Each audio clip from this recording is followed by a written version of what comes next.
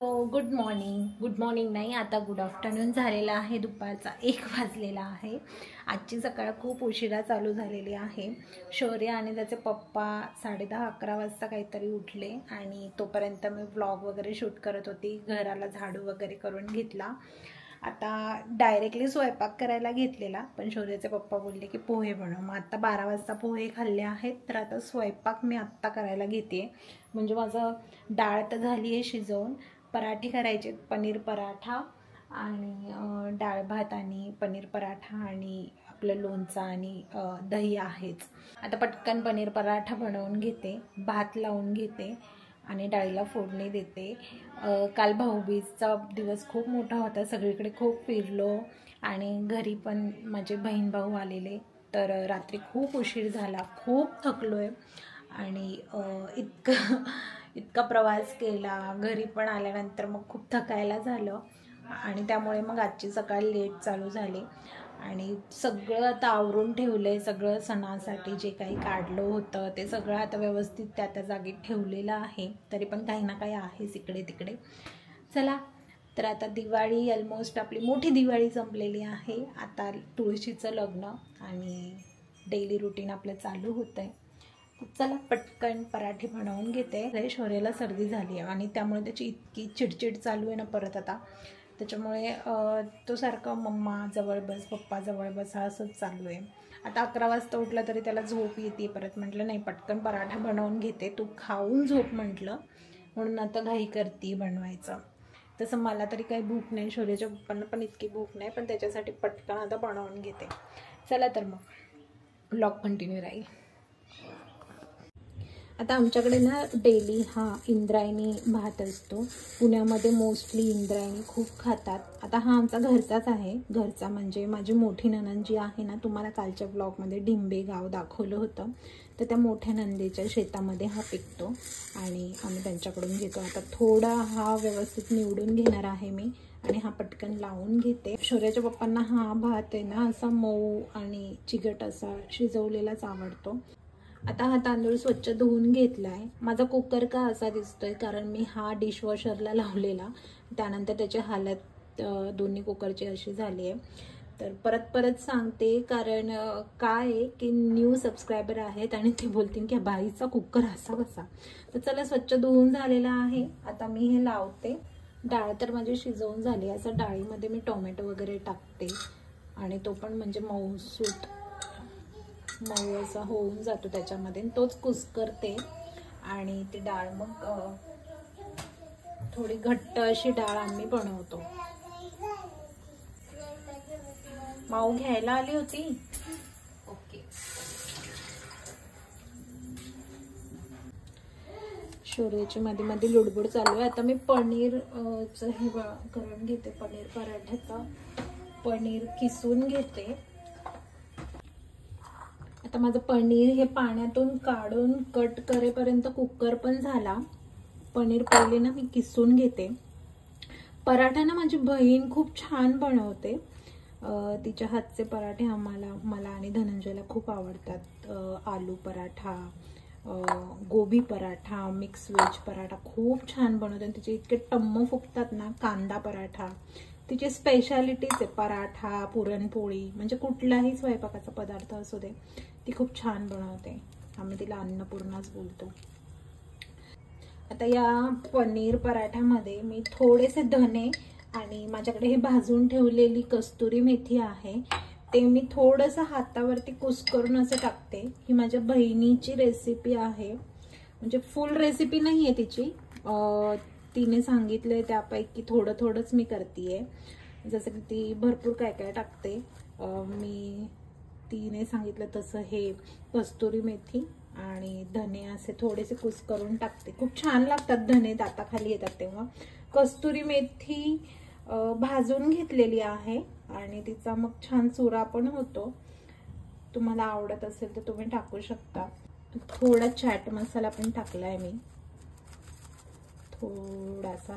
तुम्हाला आवडत असेल तर खूप मस्त चटपटा पराठा होतो. शौर्याच्या पप्पांना आलू पराठा आणि म्हणजे कुठल्याही पराठ्यामध्ये ना कांदा खूप आवडतो. कारण पराठ्यामध्ये कांदा टाकला ना तर तो प्लेन असं लागत नाही, म्हणजे थोडा टेस्ट छान लागते त्याची. आणि मला पण आवडतो, ते तर आवर्जून टाकत असं सांगतात. आणि माझी बहीण पण टाकते कांदा पराठ्यामध्ये. आलू पराठ्यामध्ये तर खूपच छान लागतो कांदा टाकल्यावरती. आता कांदा कापून घेते पटकन आणि पराठा कसं करते दाखवते तुम्हाला.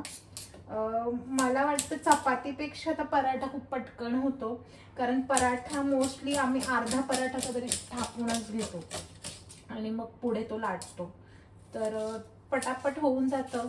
भरपूर भाज्या, भरपूर काही गोष्टी त्याच्यामध्ये आपण टाकतो, त्याच्यामुळे हेल्दी पण असतो आणि पोट भरून खातात मुलं, थोडं वेगळं नाही का, त्याच्यामुळे छान लागतं कधी ना कधी असं खायला. आता आमचा या आठवड्यात 2दा झालाय पराठा, कारण पनीर 2दा मागवलं. मला तरी विशेषतः पनीर असं आवडतच नाही खायला, पराठ्यामध्ये खाते मी. आणि कधी कधी क्रिस्पी वगैरे काय आपलं व्हेज 65 असं काही असेल, म्हणजे पनीरचं काही स्टार्टर असेल तर तेवढं मी ते खाते थोडंफार. पण मला पनीर असं विशेषतः अजिबात आवडत नाही. पण आता व्हेज कांदा पडू दे, म्हणजे काय बोलते, जेव्हापासून मी व्हेजिटेरियन झाली आहे मग पनीरशिवाय प्रोटीनचं इतकं काही जास्ती ऑप्शन नसतात आपल्याला. म्हणजे असतात भरपूर प्रोटीनच्या मी रेसिपीज बनवते, जसं की मिक्स डाळींचे आप्पे वगैरे असं सगळं बनवते मी, प्रोटीनची कमतरता आपली हे करण्यासाठी. पनीर त्यापैकी एक आहे व्हेजिटेरियन लोकांसाठी, पण मला नाही आवडत ते इतकं. काय माहिती, मला पनीर अति खाल्लं ना की खूप कसतरी होतं. अशी हळद, थोडी हळद, धने पावडर असेल तर धने पावडर पण टाकू शकता. मिरची थोडीशीच टाकते कारण शौर्य खाणार आहे हा पराठा, आणि थोडं पण काही तिखट लागलं शौर्याला तर लगेच तो खातच नाही गोष्ट, म्हणून थोडं थोडं टाकलेलं आहे. आणि आता मीठ टाकणार आणि चाट मसाला तर मी टाकलेलाच आहे. खूप छान लागतो, साधा सोपा पटकन होतो, जास्ती काही त्याच्यामध्ये इन्ग्रेडियंट्स टाकत बसण्याची गरज नाही. आणि मुलांसाठी हेल्दी आहे, हेल्दी ऑप्शन आहे. मुलं चपाती तशी शक्यतो खाण्यासाठी रडारड करतातच, तर कुठली भाजी आवडत नसेल तर पनीर पराठा वगैरे. आता हे मस्त मिक्स करून डो मध्ये टाकायचं आणि थापायचं थोडंसं आणि लाटायचं, बस झालं. चला, तूप भरपूर लावते मी, तुपामध्ये अगदी त्याला बुडवूनच घेते. तूप जितकं तेलापेक्षा जास्त तूप खाऊ आपण चांगलं आहे, हेल्दी आहे. स्निग्ध पदार्थ जे आहेत आपल्या शरीरासाठी गरजेचे आहेत. तूप खूप लोक फॅट वाढेल म्हणून तूप अवॉइड करतात, पण तेलापेक्षा तर तूप बरंच आहे आणि आपल्या मुलांना पण द्यायला पाहिजे. सो पराठा तर आपला घी पराठाच असतो. तिकडे डाळीला फोडणी दिलेली, इथे भात झालेला आहे, पराठे पण आता होत आलेले आहेत. सो ऑलमोस्ट सगळा स्वयंपाक आता पटकन होऊन जाईल 15 मिनिटांमध्ये.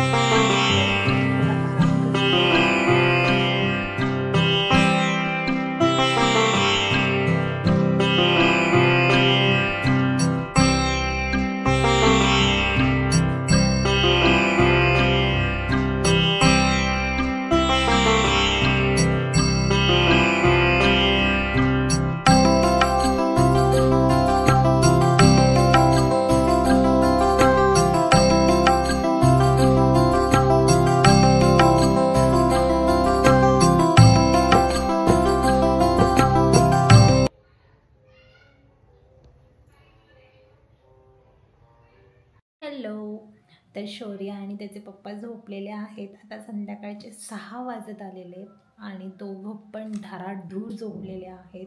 सकाळी पण 10-11 10:30ला उठले दोघं आणि त्याच्यानंतर आत्ता 4 वाजता झोपले जेवण करून. पराठे केलेले मी तुम्हाला दाखवले की पराठे केलेले, आणि आता त्यांच्यासाठी चिकन बनवणार आहे. शौर्यला चिकनचं सूप आणि त्याच्या पप्पांना चिकनची भाजी, भाकरी. मी तर एक पराठा आहे तो खाणार आहे. आपण तर काही चिकन वगैरे खात नाही, म्हणजे नॉनव्हेज खात नाही. सो मी इथे ऑर्डर्स पॅक करत होते क्रिस्टलच्या. आणि आता साडीचा मी नवीन ब्रँड आणला आहे, सुतगंधा. तर त्याच्या पोस्ट टाकत होते, साडी शेअर करत होते स्टोरीजला आणि खूप सुंदर कलेक्शन आहे. मी यूट्यूब कम्युनिटीला टाकते लिंक आणि साड्या पण टाकते. इथे मला एक गोष्ट दाखवायची आहे. हे एक माझी क्लायंट आहे. आता हे आम्ही भरपूर क्लायंटसाठी बनवतो, पण ती आमची थोडी स्पेशल क्लायंट आहे. तिच्यासाठी आम्ही तिला निगेटिव्हिटीपासून प्रोटेक्शन मिळण्यासाठी स्ट्रॉंग प्रोटेक्शन हवं होतं तिला, आणि त्याच्यासाठी आम्ही तिला हनुमानचं बजरंग प्रोटेक्शन असं ते नाव देऊन बनवलं आहे. हे आहे ते, दिसतंय का? तर हे आहे हनुमानचा गदा. हे ती हातामध्ये ब्रेसलेटमध्ये वेअर करू शकते, गळ्यामध्ये पेंडंट म्हणून घालू शकते. हे सेम आम्ही शौर्यासाठी पण बनवलं आहे. सो हे मी मंत्रांनी व्यवस्थित चार्ज करून तिला देणार आहे आणि ती कायमस्वरूपी हे घातल्यानंतर प्रोटेक्टेड राहील. तर खूप सुंदर आहे, इतकं देखणं आहे ना ते. मी दाखवते तुम्हाला, तुम्हाला दिसतंय की नाही, मी पुन्हा झूम करून दाखवते. खूप सुंदर आहे, खूप सुंदर. आणि तिने सेम आमच्याकडून रुद्राक्ष पण घेतलेला आहे विथ यंत्र, आणि ती आमची मोठी म्हणजे चांगली मोठी क्लायंट आहे. तिने भरपूर गोष्टी आमच्याकडून घेतलेल्या आहेत आणि घेत असते ती नेहमी. खूप लाडाची म्हणजे लाडकी क्लायंट बनूयात, आणि आमची यूट्यूबची ती लाडकी सबस्क्रायबर पण आहे. काही क्लायंट असे असतात की ते फॅमिली कनेक्शन तयार करतात, त्यापैकी ती एक आहे.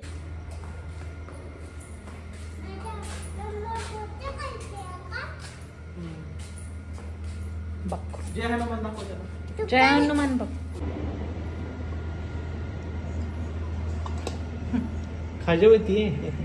अरे बापरे बापरे, आंघोळ केलेली का? हळू जा.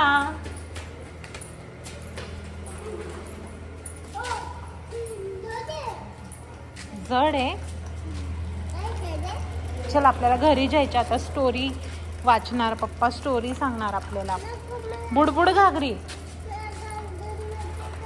गार्डन मध्ये गार हवा आली आता. चला. हा,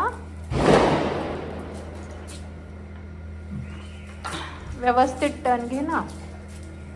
चल मागे घे, मागे घे, घे टर्न.